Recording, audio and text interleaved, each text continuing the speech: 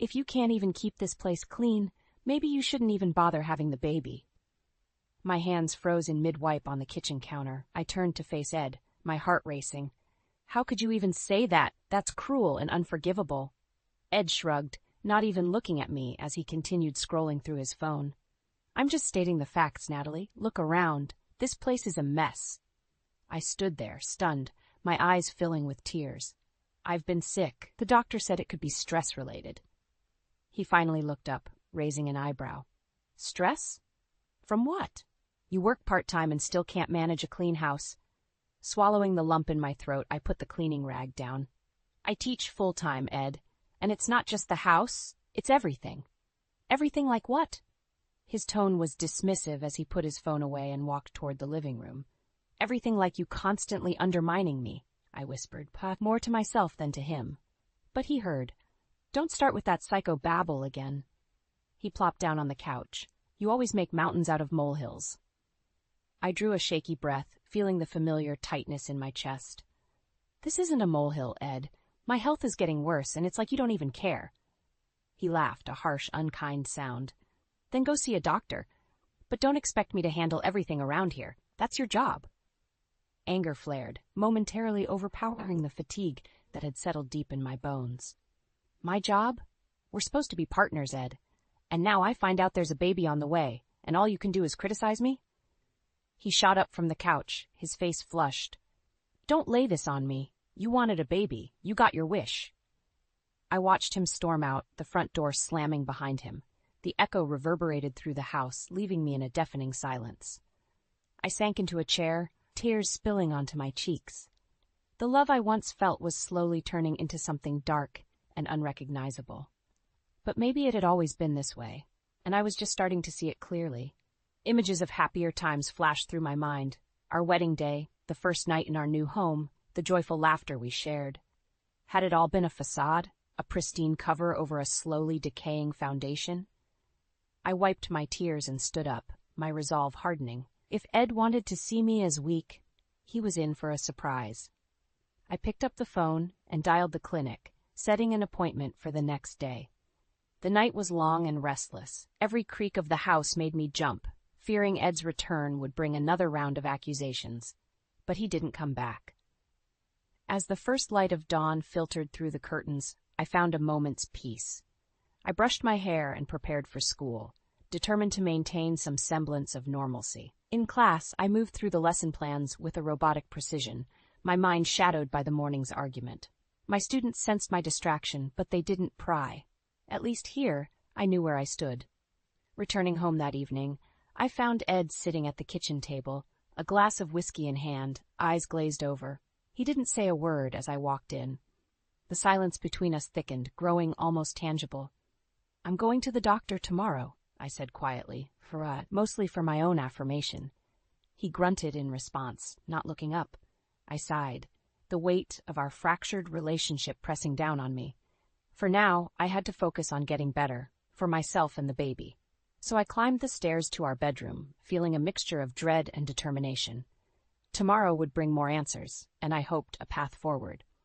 The clinic's waiting room was quiet, save for the occasional cough or rustle of a magazine. Ed sat beside me, flipping through his phone. His presence was more out of obligation than concern. I felt a pit in my stomach, but I didn't have the energy to confront him again. Not yet. Natalie Evans? The nurse called my name, and I stood up, giving Ed a quick look. He sighed, pocketing his phone, and followed me into the examination room. The doctor greeted us with a warm smile.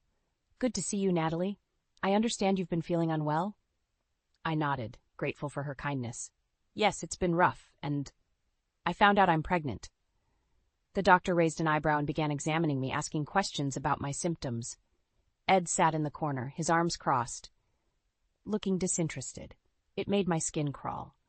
After a thorough checkup, the doctor looked serious. Natalie, your symptoms seem quite severe for early pregnancy. We'll need to run some tests to rule out other issues. Ed's impatience was evident. How long will that take? The doctor glanced at him briefly before turning back to me. A few days at most. In the meantime, rest is crucial. I nodded, feeling a mix of relief and anxiety. Thank you, doctor. As we left the clinic, Ed's face was a mask of frustration. So now what? More excuses to laze around? Anger bubbled up, but I kept my voice steady. It's not an excuse, Ed. I'm trying to get better for the baby. He scoffed, unlocking the car. Fine, just try to keep the house in order, will you? The drive home was silent. I stared out the window, watching the world blur by. Once inside, I went straight to bed, exhaustion taking over. The next morning, Ed's attitude shifted slightly. As we sat down for breakfast, he attempted a smile. So, how are you feeling today? I blinked, unsure of how to respond. Still pretty tired, but I'm trying. He nodded, almost sympathetically. Good, because we need to get through this together. For a moment, I believed him. But as the days passed and my health deteriorated, his patience wore thin. Every time I felt sick or needed rest, his comments cut deeper. Morning sickness shouldn't be this bad, he muttered one evening, not looking at me. Maybe it's all in your head. I felt a pang of doubt. What do you mean? He shrugged. My mom said she didn't have it this bad when she was pregnant. Maybe you're just more sensitive. I clenched my fists under the table. I'm not making this up, Ed. The doctor said it could be more than just morning sickness. He waved his hand dismissively. We'll see. Later that night, unable to sleep, I wandered into the living room to find Ed on a video call with his mom. Karen. Hi, Karen, I said weakly, trying to muster a smile. She gave me a tight smile, her eyes quickly shifting away. Hello, Natalie. How are you feeling? Not great, I admitted. The fatigue is overwhelming. Karen nodded, her expression unreadable. Well, just hang in there. Things will improve if you take care of yourself. I forced a polite nod and retreated to the bedroom, feeling more alone than ever. Their whispers and doubtful looks tore at me, but I knew I had to stay strong. There was a tiny life depending on me now. Days later, the phone rang, and I answered with a trembling hand. Natalie, it's Dr. Lawson. The tests confirmed you're pregnant, but your symptoms indicate hyperemesis gravidarum. It's more severe than typical morning sickness. Relief and fear mingled in my chest. What's the next step? Hydration and rest. If it worsens, we may need to consider hospitalization. I thanked her and hung up, bracing myself to face Ed. He met my eyes with a mixture of annoyance and concern. So, what's the verdict? I took a deep breath. It's more serious than just morning sickness. His face hardened. Great, just what we needed. Tears burned at the corners of my eyes. We need to stick together, Ed. He looked away, retreating to his phone. Yeah, sure. The fragile hope I had clung to shattered, leaving me exposed to the harsh reality of my situation. But I wouldn't let it break me. For the sake of our unborn child, I vowed to keep fighting, even if that meant doing it alone. Weeks passed, and my condition worsened. Each morning was a struggle, and even the simplest tasks felt monumental. Ed's patience had all but disappeared. One evening, as I lay curled up on the couch, he stomped into the living room. Natalie, you really need to pull it together. This can't go on. I blinked, tears forming. I'm doing my best. The doctor said it's hyperemesis gravidarum, remember? Ed rolled his eyes. Yeah, but half of it's probably just in your head. You always loved the drama. I clutched a pillow, trying to steady my voice. That's not fair, Ed. I'm trying to take care of myself and our baby. He snorted, looking at his phone. Maybe if you weren't so focused on playing the victim, things would be different. Every word stung, but I refused to let him see just how much. I needed to keep my strength for me and for our baby. My days became a cycle of nausea and fatigue, making it hard to keep up with work and household chores. One afternoon, struggling to grade papers, I glanced over at Ed's laptop on the kitchen table. Its screen displayed a text conversation. I hesitated, but then moved closer, curiosity and suspicion gnawing at me. As I read through the messages, my heart sank. Ed and Karen were talking about me, their words dripping with contempt and condescension. She's making everything harder than it needs to be, Ed had written. Karen's response was even worse. You should think about what's best for you long term. She's clearly unfit to handle this. I stepped back, feeling a wave of disbelief and anger. Ed glanced over and caught my expression.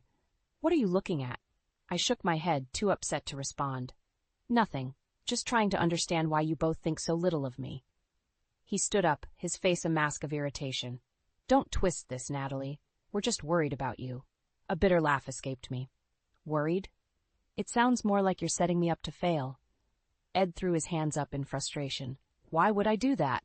You're paranoid. Feeling drained, I walked away, leaving him to stew.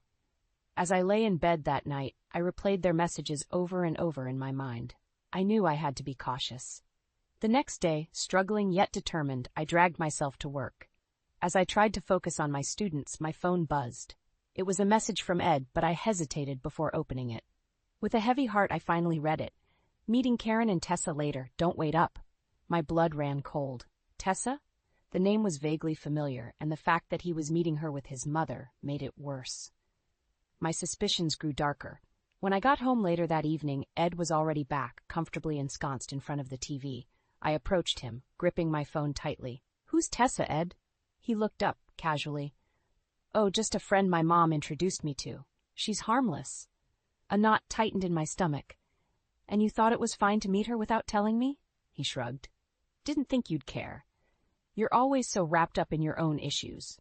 The words hit like a punch. "My own issues? I'm fighting to stay healthy for this baby, Ed." He sighed, clearly bored of the conversation. "Whatever, Natalie. Just don't make everything about you." As he turned back to the TV, I felt a deep resolve form within me. I had to protect myself and my unborn child. The more I uncovered about Ed and Karen's plans, the more determined I became to fight back. There was no more room for doubt, only action. I needed to be vigilant, to gather evidence and secure a way out, for the sake of both my future and my babies. One rainy afternoon, feeling more exhausted than usual, I decided to take a nap. But before I could lie down, I noticed Ed's laptop sitting unattended on the dining table. My gut told me to look closer. I opened it, prayerfully hoping I was wrong. In the email inbox, a chain of messages between Ed and Karen immediately caught my eye. With trembling hands, I clicked on the most recent one. The subject line read, "Plan for Natalie." Karen's email was straightforward and chilling. "You need to stay strong, Ed. Natalie clearly can't handle the pregnancy, let alone motherhood. Push her to quit her job. Once she's home, it'll be easier to convince her that she's unfit to continue this charade of a marriage. Tessa will be a far better match for you." I clamped a hand over my mouth to stifle a cry. My heart pounded violently as I reached for my phone and took pictures of the messages. I wanted to scream, to confront Ed right then and there, but a voice inside warned me to stay calm and gather more evidence first. Ed walked in just as I finished snapping the last photo. "What are you doing? That's private." Gathering my courage, I stood tall. "I saw the emails, Ed. I know what you and Karen are planning." His eyes narrowed. "Don't overreact, Natalie. You're misunderstanding everything." "No, I'm not," I replied, feeling my face flush with anger. "You both think I'm unfit and want me out of the picture. You've even introduced Tessa into our lives without telling me." Ed stepped closer, his expression dark. "Those emails mean nothing. It's just talk. Don't make a big deal out of it." "Just talk?" I pointed at the laptop. "You're plotting behind my back, trying to break me down. How can you be so heartless?" His gaze turned cold. "Because you've become impossible to live with. This isn't what I signed up for." The weight of his words pressed down on me. I backed away, needing space, desperately wanting to be anywhere but there. "You've made your choice clear, Ed. I guess I've got to make mine." Without another word, I grabbed my keys and fled the house. I drove aimlessly for a while, tears blurring my vision. Eventually, I stopped at a park, the rain pelting down in a relentless downpour. I had to do something. Any action to break the paralysis of betrayal. Pulling out my phone, I called my sister Emily. Her voice was a lifeline. "Natalie, what's wrong?" Choking back sobs, I recounted the discovery. "He and Karen want me gone, Em. They've been planning this all along." Silence, then a sharp intake of breath. "I'm coming over right now. Hang tight. Don't go back there, okay?" I nodded, though she couldn't see me. "Okay." When Emily arrived, she hugged me fiercely. "You're not alone in this. We'll figure it out, I promise." Together we drove to her apartment. She made me some tea while I explained everything in more detail, showing her the pictures of the emails. "This is enough to take legal action," she said, scrolling through the images. "We need to move strategically." Wiping my tears, I nodded. "I won't let them win. Not now, not ever." Emily's eyes sparkled with determination. "Good. We'll get the best lawyer, and we'll fight this." She contacted our parents, Patricia and Thomas, filling them in on the situation. Their anger and concern echoed through the phone. "We'll confront them together," Patricia said firmly. They won't get away with this. It was a small comfort, but a crucial one. Knowing I had my family's support strengthened my resolve. The battle ahead was daunting, but I was ready to face it head-on. It wasn't just about me anymore. It was about protecting my unborn child from the toxic grasp of Ed and Karen. The journey for justice was just beginning. With my family by my side, I felt a glimmer of hope piercing through the storm. Returning to the house felt like walking into a den of lions. Ed was lounging on the couch, remote in hand. He didn't even look up when I walked in. "We need to talk," I said, my voice surprisingly steady. He sighed and turned the TV off. "About what now?" Taking a deep breath, I faced him. "About everything, about the emails." He rolled his eyes. "I thought we went over this already." "It's all in your head." "No, Ed," I said firmly. "It's not have proof. You can't gaslight me anymore." His face twisted into a sneer. "And what are you going to do? Run crying to your family?" Just then, Emily walked in, followed closely by our parents, Patricia and Thomas. Ed's eyes widened in surprise. "What's this? A family intervention?" Patricia stepped forward, her eyes blazing. "We're here to support Natalie and hold you accountable for your actions." Thomas's voice was low but firm. "This ends now, Ed." Ed scoffed, clearly taken aback but trying to play it cool. "Fine. What do you want?" I pulled out my phone and showed him the pictures of the emails. "You can't deny this, Ed. You and Karen have been plotting to break me." He glanced at the images, face flushing with anger and embarrassment. "You invaded my privacy. That's illegal." Emily stepped in, her voice cutting through the tension. "Not when it's evidence of you manipulating and emotionally abusing your pregnant wife." Ed looked around, seemingly searching for an escape. "You're all blowing this out of proportion." Thomas's voice was slow and deliberate. "You should listen to what Natalie has to say." "My only concern is for the baby's safety," Patricia added, her eyes drilling into Ed. Desperation flickered across Ed's face. "Fine, what do you want from me? A divorce?" Before I could answer, a wave of dizziness hit me. I stumbled back, vision blurring. Emily was at my side in an instant. "Nat, are you okay?" The room seemed to tilt and everything went dark. I woke up to the sterile smell of antiseptic and the soft hum of hospital machines. Emily was sitting by my side, worry etched into her face. "You're awake." "Thank God." "What happened?" I whispered, my throat dry. "You collapsed. The stress was too much. But don't worry, the baby is fine. The doctors want to keep you for a few days to make sure everything is stable." Tears filled my eyes, but I quickly wiped them away. "Where's Ed?" Emily clenched her jaw. "He's at home. Mom and Dad are handling him. You don't need to worry about that right now." Just then, Patricia and Thomas walked in. "How are you feeling, sweetheart?" Patricia asked, gently squeezing my hand. "I'll be okay, Mom," I said, forcing a smile. "We're going to take care of everything," Thomas said, his expression resolute. "You just focus on getting better." As I lay there, surrounded by my family's support, my resolve hardened. This wasn't just about me anymore. It was about protecting my child from a toxic environment. I had to stay strong, not just for myself, but for the future that awaited us. "Rest now," Emily said softly, pulling the blanket up to my chin. "We've got your back." I closed my eyes, letting the exhaustion take over. The battle ahead would be difficult, but with my family by my side, I knew we could face anything. Sitting in the hospital room, I felt the surge of determination mixing with the hum of medical machines around me. Emily leaned in, whispering, "Mom and Dad are setting up a meeting with Ed and Karen.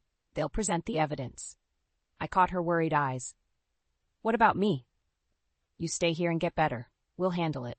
Her confidence was a balm to my frazzled nerves, and I nodded, allowing myself to trust in my family. The next day, Emily filled me in on the details. "They're meeting at the house this afternoon. It's better if you're not there." The anticipatory tension thickened the air. I squeezed her hand, silently thanking her. She left, determined to be there with our parents. At home, Patricia and Thomas waited in the living room, their expressions stone cold. Ed arrived first, his steps heavy with reluctance. Karen followed shortly after, her posture prim and dismissive. Thomas stood up. "Ed, Karen, we need to discuss the situation." Karen sniffed, clearly unimpressed. "I don't see why we're here." Patricia showed the pictures of the emails on her tablet. "This is why." Her voice dripped with controlled anger. Karen squinted at the screen and then looked at Ed. "Explain this." Ed stammered, his face flushed. It's not what it looks like. Oh, it's exactly what it looks like, Emily cut in, stepping out of the shadows. You've been plotting against Natalie. We have your conversations with Karen and even with Tessa. Karen's eyes narrowed. I was only trying to help. Natalie is not fit for motherhood. Patricia's eyes flashed with fury. Who are you to decide that? Karen's voice grew sharp. I'm the one who cares about Ed's future. Natalie is a burden and dragging Ed down. Emily stepped in front of her mother. That burden is carrying your grandchild. Ed tried to defend himself. Mom pressured me. She made me do it. Karen's face contorted. Don't put this on me, Ed. Turning to Patricia, she hissed. Natalie has always been weak. You think she can raise a child in her condition? Thomas spoke with a steely calm. Natalie is stronger than you'll ever know, and she has something you'll never have, our support. Karen's face turned red, but before she could retort, Patricia continued, We're no longer discussing what's best. We're taking action. Thomas nodded. Natalie's staying with us. You won't go near her until this is resolved. Ed opened his mouth to argue, but Emily cut him off. And if you do try anything, we have enough to take this to court.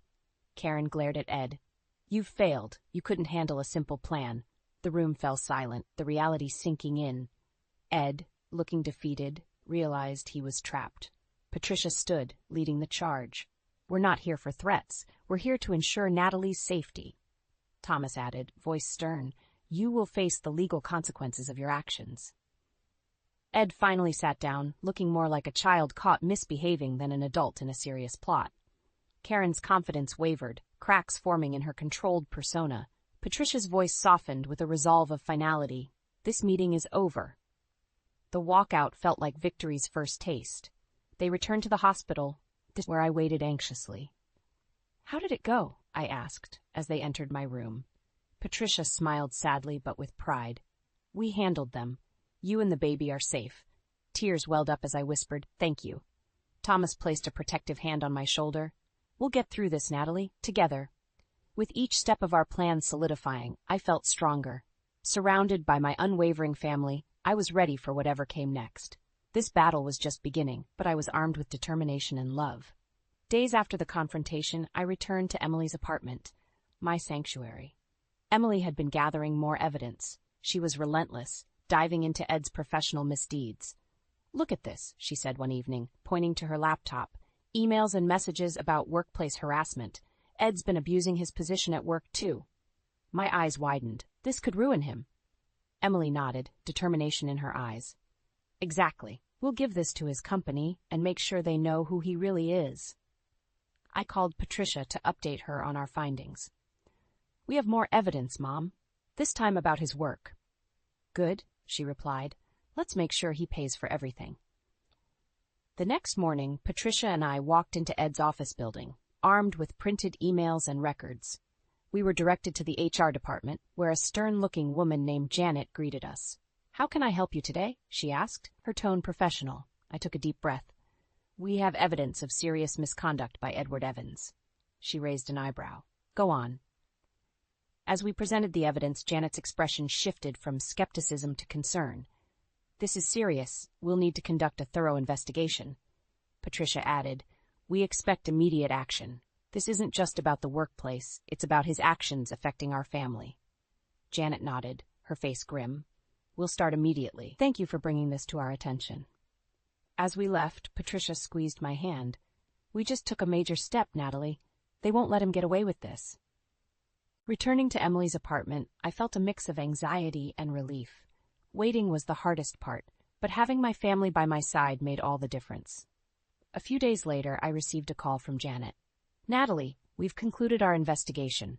Ed has been suspended pending further action. His behavior was unacceptable, and we may proceed with termination. Tears welled up in my eyes. Thank you, Janet. This means so much. Hanging up, I turned to Emily.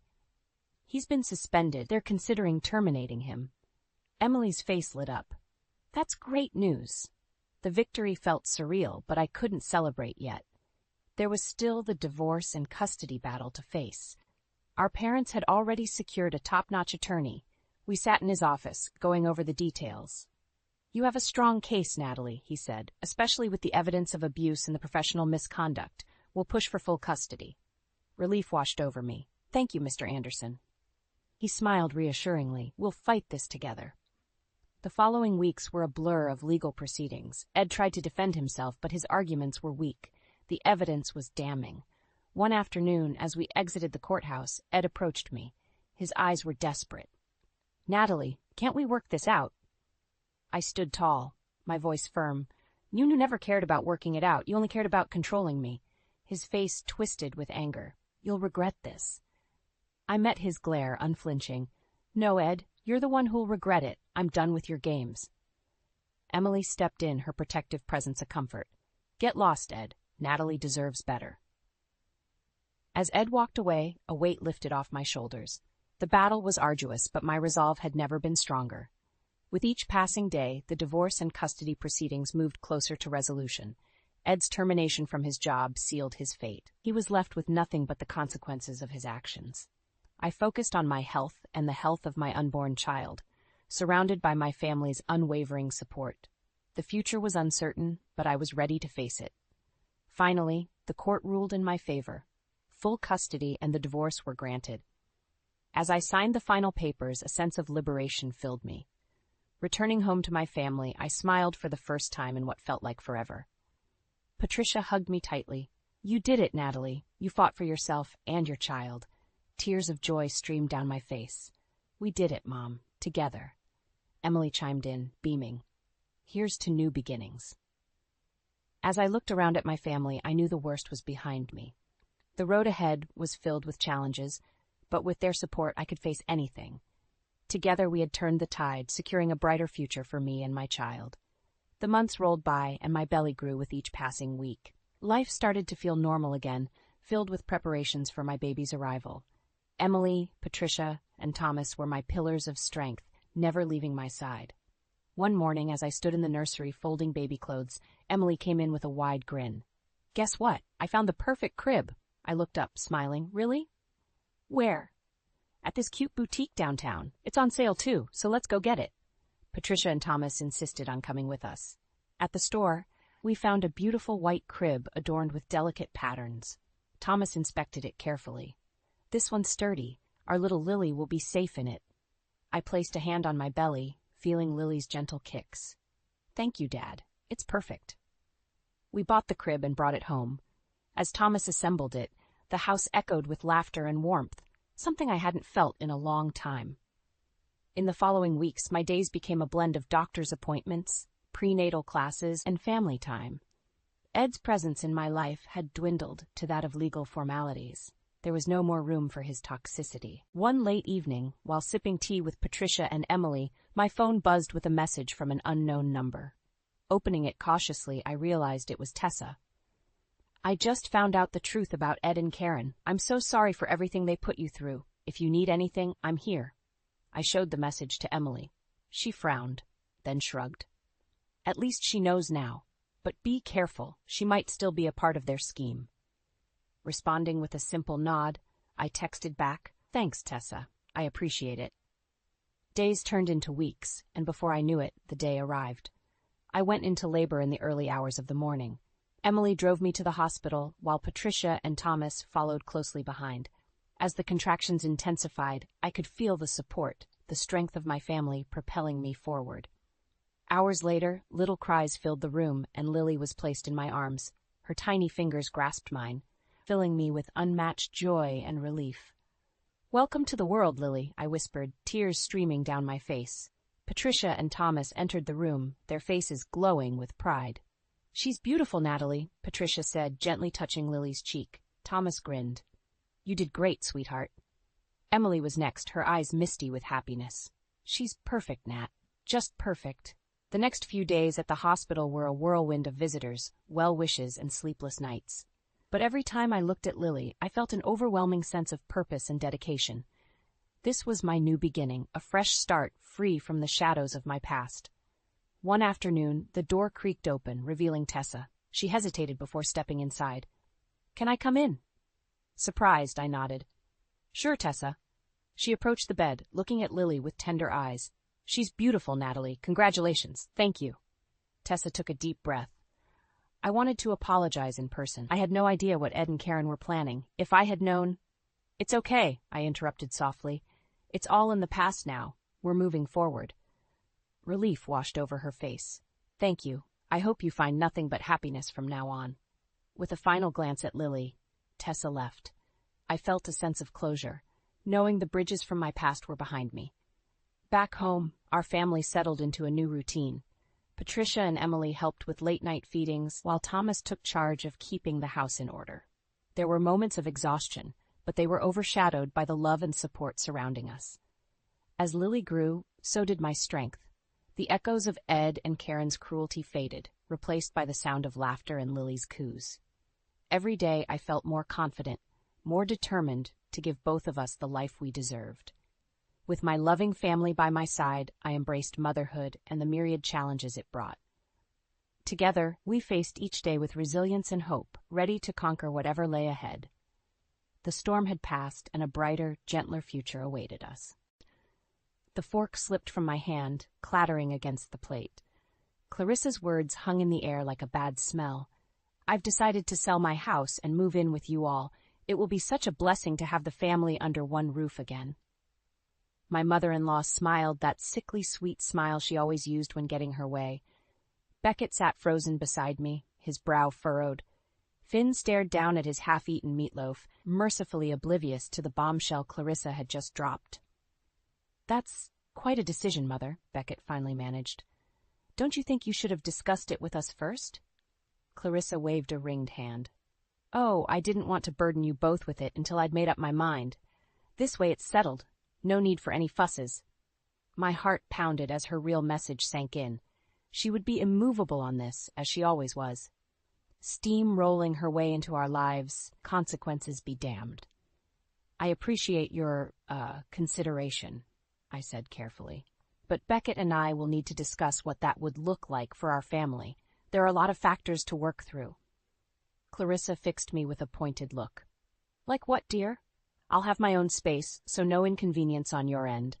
I simply want to be closer to my grandchild and spend my twilight years surrounded by loved ones. Surely you can't object to that? The subtle condescension dripped from her tone. The implication that I would deprive her of family, of Finn, if I objected. Classic manipulation. Mom, Beckett ran a hand over his face. We can't make this decision right now at the dinner table. Well, I don't see why not, Clarissa said airily. I think we'd all sleep better with this settled, don't you? She turned to Finn, her eyes going misty. You'd love having your dear old grandma around every day, wouldn't you, sweetheart? Finn looked up, puzzled. Sure, I guess. There, you see, the matter is decided. She beamed at me triumphantly. My stomach twisted. I knew the reality. There would be no peaceful twilight years. This was about control, plain and simple. The start of her ultimate power play to run this household her way. I opened my mouth, ready to protest, to shut this down before it began, but Beckett's pained expression stopped me. He already looked so conflicted, so troubled by having to buck his beloved mother's wishes. So instead, I simply forced a smile and said, We'll discuss it tonight after dinner, dear. The first battle was lost, but the war was only just beginning. Clarissa wasted no time making her presence felt. The very next morning, she was in the kitchen bright and early, tutting at the mess. You really should start your day earlier, Juniper dear. A properly kept home is the hallmark of a good wife and mother. I grit my teeth, biting back the retort on my tongue as Finn wandered in, still bleary-eyed. Clarissa immediately zoned in on his unkempt hair and rumpled t-shirt. Good heavens, does that boy ever look presentable? She aimed a disapproving look my way. You'd think his mother would take a bit more pride. I'm proud of Finn just the way he is, I said tightly. Now, if you'll excuse me, I need to start breakfast. Her lips pursed, but Clarissa merely nodded and stepped aside to make way for me. For now. Over the next few weeks, her comments became a constant needling drone, nitpicking my cooking, my housekeeping, my parenting, always with that same sugary sweet smile plastered on her face. That's not how I used to make the meatloaf, dear. Let me show you the proper way. Did you not notice that stain on the sofa? Housekeeping was so much easier when the children were younger. Speaking of children, you simply must put your foot down with Finn's attitude. He's headed down a troubled path without strict discipline. The worst came at Finn's school arts exhibition. He had worked so hard on his painting series, prezipping quietly in his room for weeks. I was bursting with pride as we circulated the gallery, admiring his vibrant, expressive work. Until Clarissa's shrill voice cut through the crowd. Well, I must say I'm quite underwhelmed by this juvenile scribbling. Constant doodling is no path to success. Finn's face drained of color. I watched his shoulders hunch, his eyes drop to the floor as snickers rippled through the event hall. "Mother," Beckett hissed. "What is wrong with you?" Clarissa blinked innocently. "What, I'm simply stating facts. Hard critique is the only way he'll improve." "That's enough." I cut her off, rage bubbling up within me. "You will not humiliate my son like that, do you understand?" For a moment, Clarissa actually looked taken aback. Then her mouth set in a hard line, and she fixed me with an icy look. "Your son, is it? We'll see about that." With that parting shot, she turned on her heel and stormed out, leaving me to deal with the fallout of her callous outburst. As Finn struggled not to cry and the other parents looked on with thinly veiled judgment, I saw only red. Something had to be done, before Clarissa destroyed everything I held dear. The air was thick with tension when we got home that night. Beckett paced the living room, running his hands through his hair. "I can't believe she did that," he muttered for the 10th time. "So cruel and uncalled for." "This is exactly why I didn't want her moving in." The words burst from me in a torrent. "She has no boundaries, no filter, and she'll keep lashing out and humiliating us until she gets her way about everything." Beckett's head whipped around, his eyes flashing. "Don't talk about my mother that way." I gaped at him. "After what she did to Finn, you're taking her side?" "Of course not." He sank onto the couch, cradling his head. "But she's still my mother. We can't just kick her out on the street." "Even though she's making our lives miserable?" He looked up at me imploringly. "She'll get better, June. Once she's settled in, I'm sure this behavior will stop. We just have to set some clear boundaries." I barked out a harsh laugh. "Boundaries? Have you met your mother? She doesn't respect any boundaries except her own." Beckett flinched at my tone, and I instantly regretted my harsh words. This wasn't his fault, I knew that. "I'm sorry," I said, my voice softening. "You're right, we can't just kick her out, but we also can't just ignore how toxic she's being." He opened his mouth to respond, but a loud clatter from the hallway cut him off. Stomping footsteps, then the icy tones of my mother-in-law. "Well, I certainly hope you're proud of yourselves, squabbling over me like selfish children." Clarissa swept into the room, her face thunderous. In her hand was a ceramic figure from the mantelpiece, one that had been in Beckett's family for generations. "Your petty arguing must have knocked this priceless heirloom to the floor. An object like this belongs in a museum, not in the home of such careless ingrates." My mouth dropped open. I clearly remembered dusting the mantel that morning. The figurine had been securely in place. Beckett jumped to his feet. "Mom, that's not what happened at all. You're overreacting." "Am I?" She rounded on me, eyes blazing. "Well then, Juniper, please do tell us what careless act toppled this precious artifact. I'm all ears." I opened and closed my mouth at a total loss, because I knew, deep down, that her accusation was patently false. Clarissa's thin lips curled into a smile of pure vindication. "That's what I thought. Really, Beckett, I don't know how you can allow such a thoughtless, messy woman to raise your child." I saw red. Before I could stop myself, I stepped forward and slapped the vile woman straight across that smug face. Clarissa's head whipped to the side, her hand flying to her reddened cheek. She stared at me in utter shock. "Get out," I hissed through gritted teeth, "before I do something worse." "Juniper," Beckett's voice cracked like a whip. "What the hell is wrong with you?" The utter betrayal in his eyes sliced into my heart. In that moment, it was like the man I loved was a total stranger. While Clarissa worked to regain her composure, I took a shaky breath and held Beckett's gaze. "I'm done being your mother's punching bag," I said, my voice low. "Either you put a stop to this, or you'll have to choose between us." Heavy silence fell over the room. Clarissa was watching avidly, her lips curved into that same sickly smile I'd come to despise. Beckett's face was utterly inscrutable. I didn't wait for his answer. I simply turned and left the room, chest heaving. The war had been declared. There would be no more playing nice. The next few days were tense, to say the least. Beckett and I moved through the house like ghosts, avoiding each other in an uneasy truce. Clarissa, smug as ever, acted like nothing had happened. "Pleasant morning, isn't it?" she'd chirp as I grabbed my coffee and rushed out the door to work. Beckett wouldn't even meet my gaze. It couldn't go on like this. Either we dealt with Clarissa head-on, or our family would be torn apart. But I needed ammunition, a way to prove to Beckett just how vindictive and manipulative his mother truly was. That proof came from an unlikely source, Mrs. Pennington from next door. I was trimming the hedges when she popped her head over the fence. "Everything okay, dear? You look simply haunted." I paused, struggling with how much to reveal. Before I could stop myself, it all came pouring out. Clarissa's cruelty, the wedge she was driving between Beckett and me, her deranged lies. Mrs. Pennington listened intently, clucking her tongue. I knew that woman was trouble from the moment she moved in. Mark my words, she's poison. My eyes widened. "You've dealt with her before?" "In our neighborhood social club, she caused no end of dramatics." Mrs. Pennington's eyes narrowed. "Kicked up an unholy fuss until she got her way about every little thing. Turned everyone against each other with her malicious gossip and lies. Why, by the time she left, the club was in utter shambles." I recognized the twisted genius of Clarissa's tactics all too clearly. Divide and conquer through relentless manipulation. "If you've got recordings of her outrageous behavior, I'd be happy to corroborate your story," Mrs. Pennington added. My mind began whirling with the possibilities. I needed to gather evidence, proof that Clarissa's sugary words hid razor-sharp malice. That night, I dug out my old voice recorder and installed it in the living room, hitting record before the three of us sat down for an evening chat. "My, what lovely curtains," Clarissa gushed as soon as we got settled.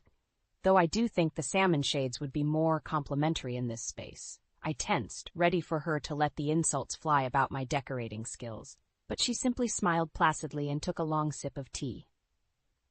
The jibes started small at first. Judgmental little quips about my cooking, my outfit, my rebellious views on parenting as compared to her traditionalist ways. Then, right on cue, Clarissa turned her focus onto Beckett. "Really, dear, I'm a bit worried about this new project of yours at work. It all sounds so very risky. Perhaps you should have consulted me before pitching it to your bosses."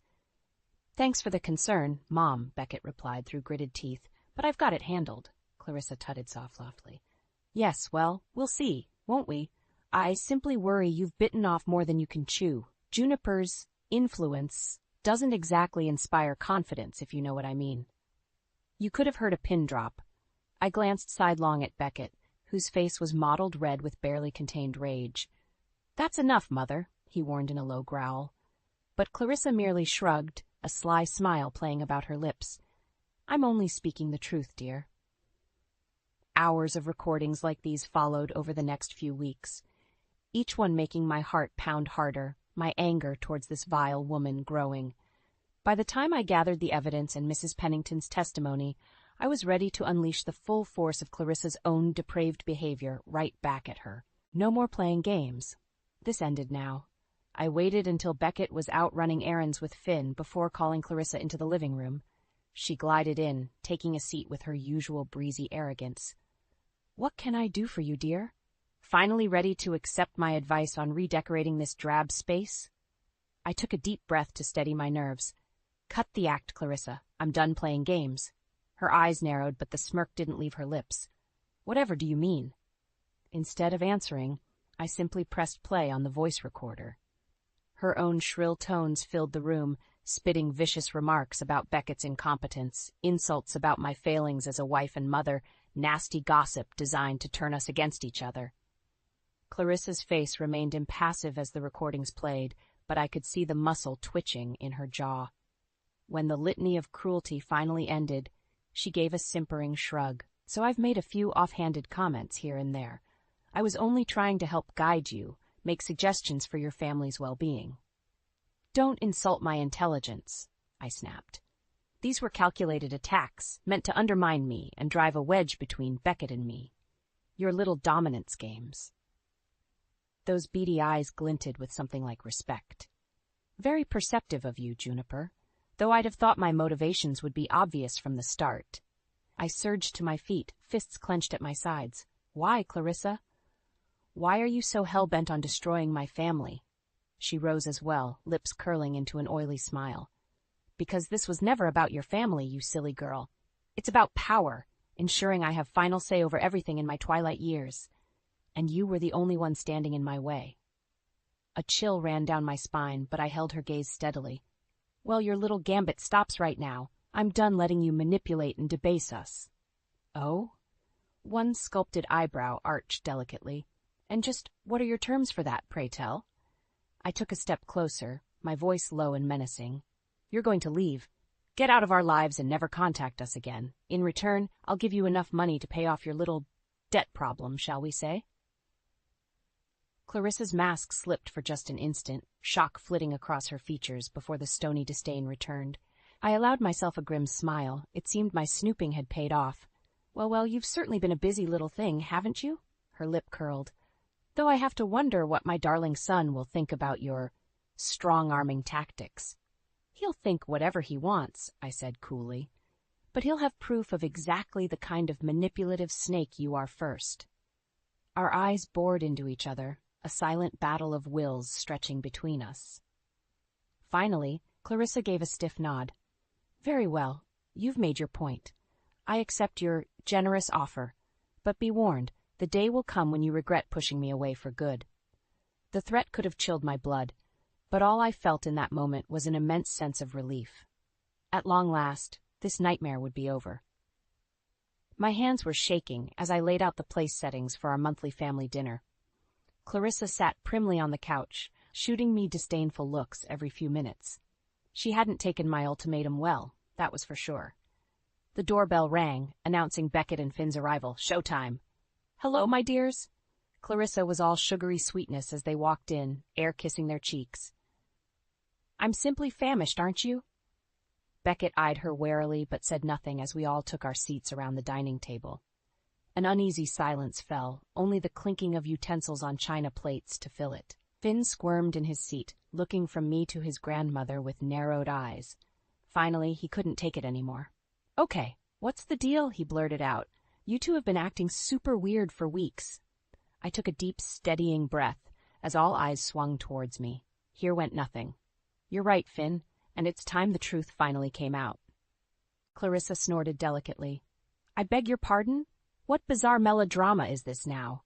Ignoring her, I produced the thick manila envelope I'd compiled, sliding it across the table towards Beckett. In that envelope is proof of who your mother really is, I said, keeping my voice carefully level.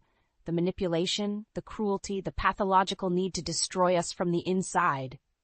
Juniper, Clarissa gasped in overblown outrage. How dare you? But I cut her off with a sharp look. Don't bother denying it. I have hours of recordings, transcripts, testimonies, everything documenting your deranged vendetta against me and this family. Beckett said nothing, staring down at the innocuous manila envelope like a snake about to strike. Finn shifted closer, craning his neck for a better view. When Clarissa spoke again, her syrupy tone had vanished, leaving only an icy rasp. So you wish to slander and defame me? Very well, get it over with then. With trembling fingers, Beckett opened the envelope and began rifling through the papers inside. His brow furrowed deeper with every transcript, every damning piece of evidence. This can't be, he mumbled, shaking his head slowly. It's all true, I said, quiet but firm. Every vicious word out of her mouth, caught on tape. I clicked the voice recorder, letting Clarissa's shrill diatribes fill the air once more. Useless, ungrateful child. Of course he can't handle that deal without my input. No wonder Juniper is such a dismal failure at parenting. It's a miracle the boy isn't a delinquent yet. Perhaps I should take over the family finances before that silly girl drives us into the poorhouse. At last, I stopped the playback, letting the weight of proof speak for itself. Clarissa's face was mottled purple, a twisting sneer of pure loathing fixed on me. But I didn't flinch, didn't look away. The silence stretched out agonizingly until finally, Beckett looked up at his mother. There were tears in his eyes. Mom, how could you? His voice broke on the last word. Clarissa actually laughed then, a harsh, barking sound. Don't play the wounded innocent with me. I was simply doing what was necessary to protect this family from ruin. By sabotaging us every chance you got? I couldn't stop myself from interjecting. By turning everyone against each other? That's what was necessary? Of course it was. Clarissa was on her feet now, shoulders heaving with rage. I could see quite clearly how incompetent you both are. Beckett's career hanging by a thread, this house falling to ruin, poor Finn turned into a sullen delinquent under your lax, idiotic parenting. She whirled on Finn then, fixing him with a stare that could freeze lava. Just look at the way you present yourself. Sloppy? No ambition. Do you really want to end up a failure like your so-called parents? Don't talk about my parents like that. The retort was shouted with such raw fury, such rebellious vehemence, that we all fell silent in shock. Finn was on his feet too now, fists clenched and shaking at his sides as he faced down his grandmother with bravery I could scarcely believe. Mom and Dad have been nothing but supportive and loving. You're the failure, Grandma, and after everything I just heard, I want you out of our lives for good. Clarissa looked as though she'd been slapped. That was my son, showing the same fierce determination I felt in my bones to protect our little family, no matter what.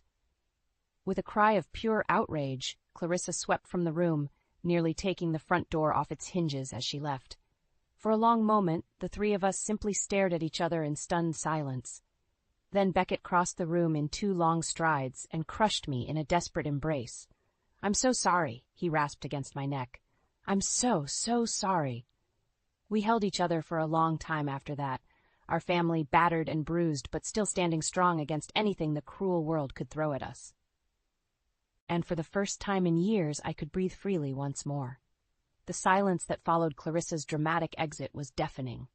Beckett and I simply held each other, letting the roaring in our ears gradually subside.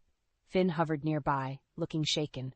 At last, Beckett pulled back, cradling my face in his hands. His eyes were red-rimmed, glistening with unshed tears. "June, I don't know what to say. How could I have been so blind?" I covered his hands with my own, giving them a reassuring squeeze. "She's a master manipulator, Bex. She knows exactly what strings to pull." He shook his head slowly. "But you tried to warn me, over and over, and I just dismissed you, took her side every time." A muscle ticked in his jaw as his voice dropped to a hoarse whisper. Some husband and father I turned out to be. "Hey," I pecked him gently on the lips.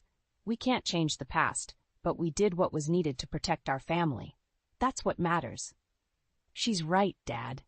Finn stepped forward, his usually sullen expression giving way to something solemn and resolved. "You guys fought for us, for our family unit. That's what real parents do.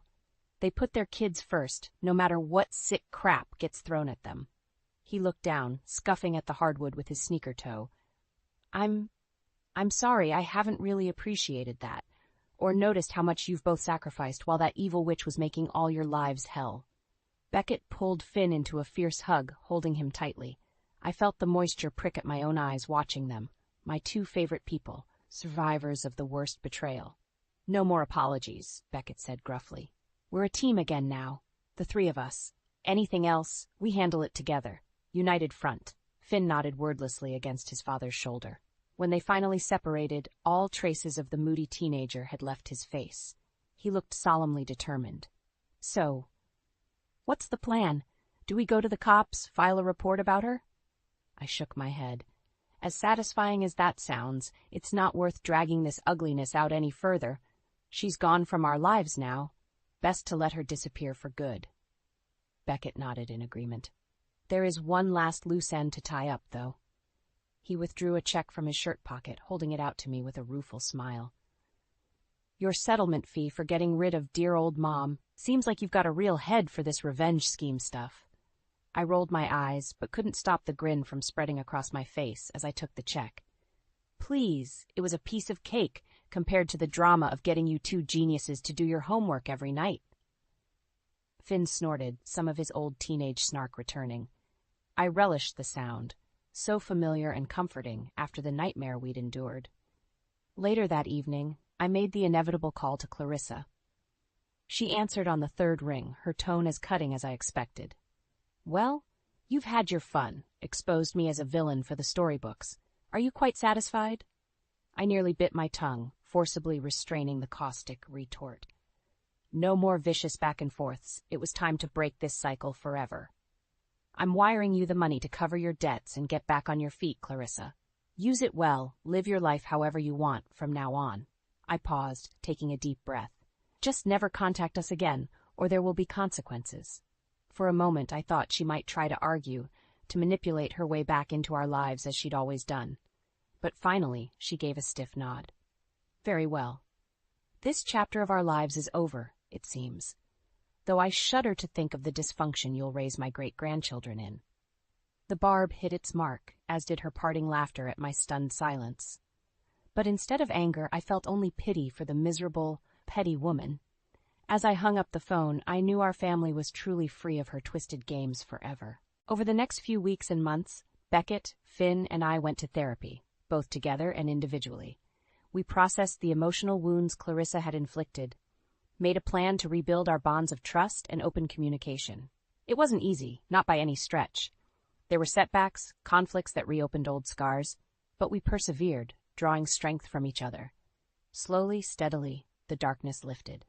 Beckett and I rediscovered the passionate love that first drew us together.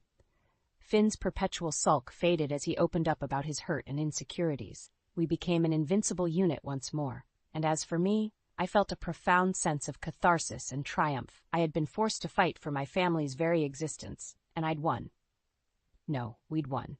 Because there was no victory without the three of us. Boldly staring down malice and emerging with our humanity, our unbreakable core, intact, that knowledge made every hardship worth it. My life's purpose achieved. The moving truck rumbled up Clarissa's driveway, an oversized metal beast hungrily awaiting its cargo. I watched from the sidelines, arms folded across my chest. Well, isn't this a heartwarming family farewell? Clarissa swept out of the front door, as elegantly poised as ever despite the circumstances. She zeroed in on me immediately, those hawk-like eyes glinting with residual malice. I must say, Juniper, I'm almost impressed. Scheming to kick your own mother-in-law out on the street. It's delightfully cutthroat of you. My jaw clenched, but I held my tongue. No more rising to her barbed taunts, ever again. Beckett emerged from the house then, Finn trailing behind with a sullen expression. He strode over to me, slipping a protective arm around my waist. That's enough, Mother. We had a deal. You take the money and resettle elsewhere. No more drama. Clarissa's thin lips compressed into a tight line, but she gave a stiff nod. Yes, of course. A deal is a deal, after all. Her gaze flicked towards Finn, who was determinedly avoiding her eyes. Though I do hope you'll allow me one last word with my grandson before I'm so tragically banished. The derisive sarcasm in her tone made my skin crawl. But Beckett simply shrugged. That's up to Finn. We're not going to force him. An uncomfortable silence fell. I could see the wheels turning in Clarissa's mind as she considered whether or not to push the issue. Thankfully, Finn made the choice for her. I don't have anything to say, he mumbled, finally meeting her stare with undisguised contempt. Not after everything you put this family through. For a fraction of a second, Clarissa's mask slipped, revealing the unholy rage boiling underneath. Then, just as quickly, the cool disdain returned. Very well. Can't say I'm surprised at such petulant disrespect given your subpar upbringing. One final jab before sweeping past us towards the idling moving truck. As the movers began efficiently loading up the last remnants of Clarissa's presence in our lives, Beckett turned to me with a small, sad smile. I know this was extreme, but you did what needed to be done for all of us. Thank you. I laced my fingers through his, giving his hand a soft squeeze. We're family, I said simply. Till the end. The journey ahead wouldn't be easy, I knew that. Old wounds ran deep, and there was bound to be more emotional fallout from Clarissa's torment to confront. But at least now it would be just the three of us, shoulder to shoulder. No malignant outside force driving us apart. Over the coming weeks and months, we slowly but surely put the painful pieces back together.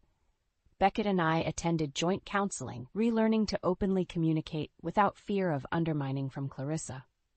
Finn started seeing a therapist, too, to work through the damage of having such a toxic influence in his life from an early age.